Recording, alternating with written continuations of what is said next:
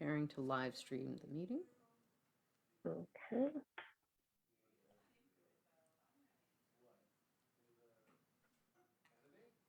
And we are live. Hi, everybody. My name is Reverend Dr. Katrina Foster, and I am the pastor of St. John's Lutheran Church in beautiful Greenpoint, Brooklyn.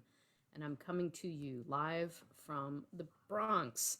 And tonight is the first of 2022's Lenten midweek pop-up testimonials. And this is the time when we, as Lutheran Christians, give up our reticence to talk about our faith, and we just have a conversation with one another. And there's two questions. The two questions are the same from last year, and they'll be the same for all the pop-up testimonials. How did you come to be a part of St. John's? And what difference does being loved by Jesus make in your life? And I'm so excited for our first pop-up testimonial tonight, and I'm so glad she said yes. May I introduce Katherine Chavis. And Katherine, thank you. Thank you so much for being here tonight. You're welcome, Pastor Foster. Thank you very much for inviting me to take part in this tradition.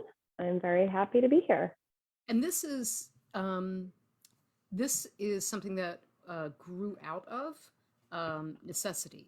It was during COVID, and we could not gather in person, and so we found ways to use technology to, try to keep the church going, try to keep the community going, try to share our faith. And this was something that we came up with last year.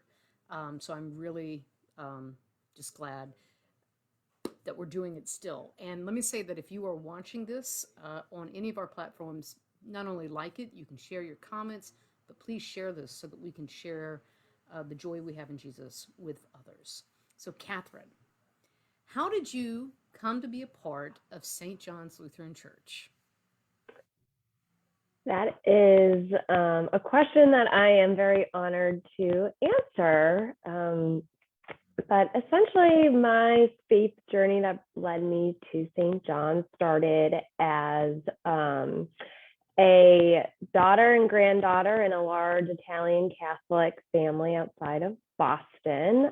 My grandfather's brother was a priest. We grew up going, to church every week and being raised to go to CCD classes. And while that was always a part of kind of my weekly tradition growing up, I never really felt that strong of a connection with the church. I was always very spiritual and believed in God and Jesus Christ and his love. But the church itself, I felt there was just a kind of a disconnect between perhaps the service and intent and purpose behind the religion and how things played out in practice within the church, and it became more of a place for divisiveness among people and politics and social issues. And so that kind of led to some distance between me and church.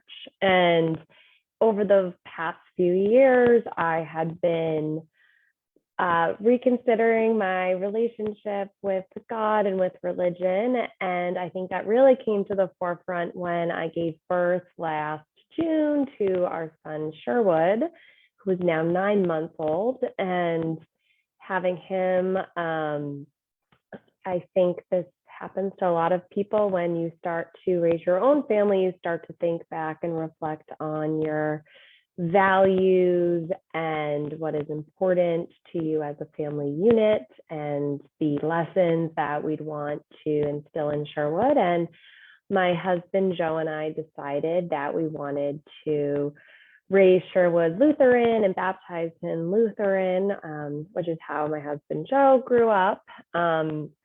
And the more I learned about the Lutheran Church, the more that I could really get on board with it and be very excited about becoming a member of the church. In particular, I very much appreciated the more kind of progressive approach the church took in both, having women as ordained ministers and the focus on community and welcoming all members of the community into the home and into church.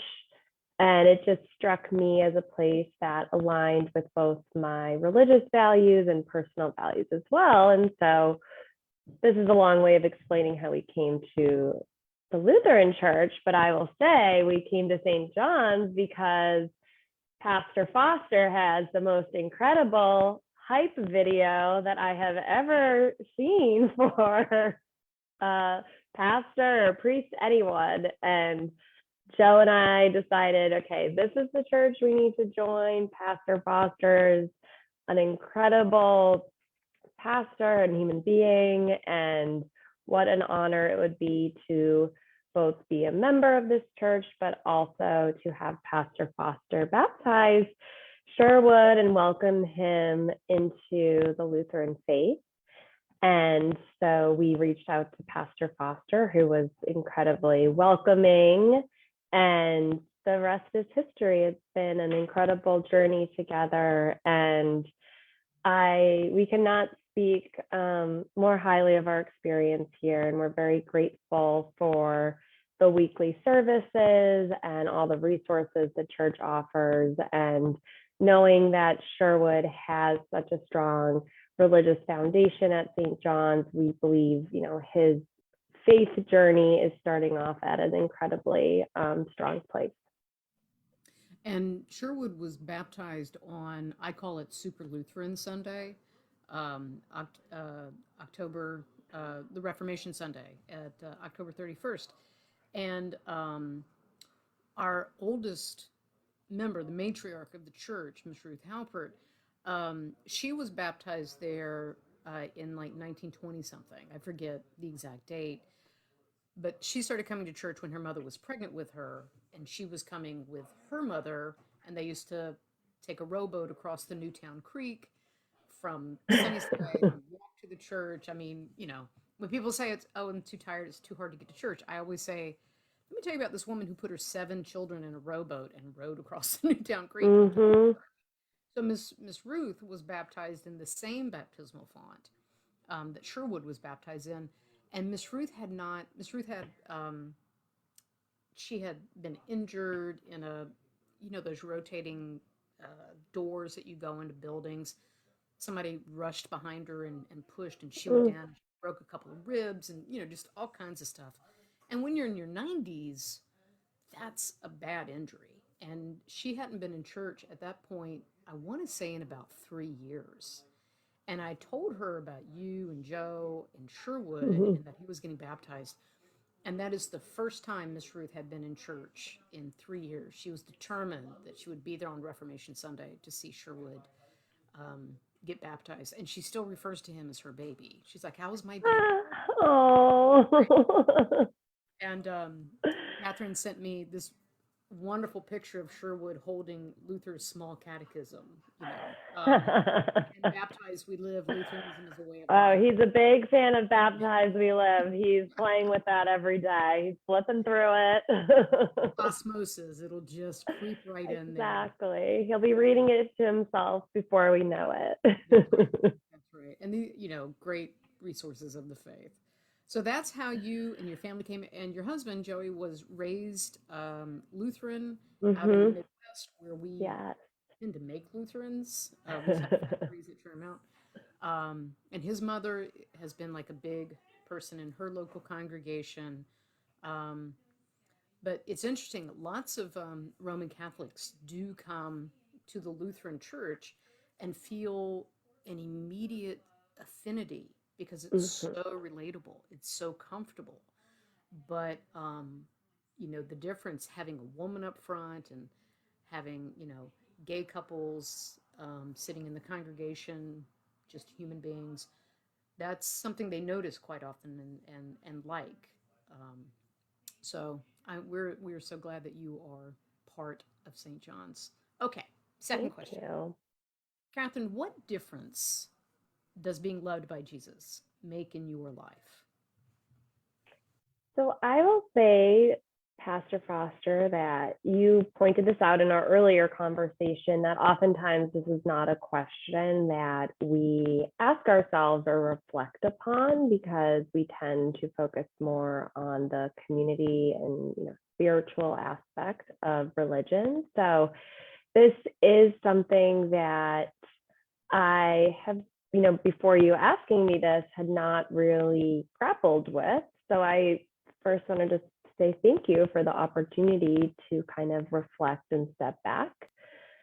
I will say that in thinking about, my relationship with Jesus and what difference it makes in my life that he loves me, I always come back to him being a source of comfort and support that especially comes through during not only turbulent times, but just in even quiet times of reflection, and having someone who I can always speak to and talk to and have a conversation with, and really believe in that communication and believe in that connection, I think helps bring stability into or help understand events and things that are occurring that may not always be that you might not always be able to firmly grapple with or understand, but kind of knowing that there is a greater purpose behind what happens in our lives. And I will say that I think the other important aspect is that a lot of the lessons and teachings of his, while thousands of years old, are still incredibly relevant to us, despite changes in technology and advancements in society and industrialization. The core lessons that he teaches us are still applicable to our world. And so in that regard, I think his love is very important, because he is someone who I trust will guide me along this journey, and I can look to him for guidance and advice throughout it. And so I think he makes me a better mother, a better friend, a better wife, daughter, because I have moments with him to reflect upon and help guide me along the way. And I think he helps keep me sane sometimes when it's a crazy world. Absolutely. We were at the church service last night. One of the things that we were talking about was the seamlessness of faith, that, most Christians, most of us are never going to have that call to be a Dr. King or a Mother Teresa. Most of us are going to live our lives as sort of like everyday kitchen table saints, right?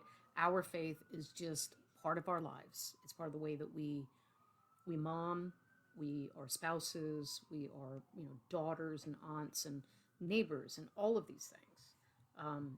I had this guy one time say, you know, uh, that somebody had asked him if he was a Christian, and this guy, he was a tailor. That's the word I'm looking for. He was a tailor.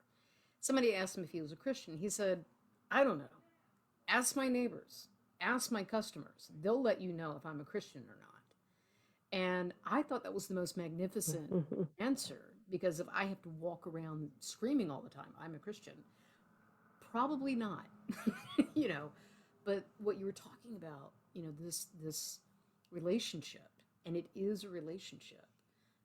This relationship permeates who we are, and can have a profound effect on not only our outlook, but our ability to navigate the world. A world that can be very overwhelming sometimes. So, Yeah. Katherine, you hit it out of the park. You did great. Well, I Thank have the guidance from you, so I'm just learning from the best, Pastor Foster. you. That is so kind. That is so kind. And thank y'all for watching. Please do share this video. Last year, our videos were some of the most watched videos that we have done the entire time. And it's just people talking about their faith. So please do share these, encourage others, encourage yourself. Um, and, it's the season of Lent. It's a season that we reflect and we attend to the faith practices in our lives. So please do that. And next Wednesday night, we have another conversation that I'm very much looking forward to. F.A. Killick is a 16-year-old confirmation student, and he is a student at Stuyvesant. And I'm very excited to hear this young man share his faith in Jesus Christ also. We just have some of the most wonderful human beings as part of St. John's Lutheran Church. I'm so blessed to be the pastor of this place. So thank you all so much for watching. We'll see you. Pamela will be with you all in the morning for morning prayer.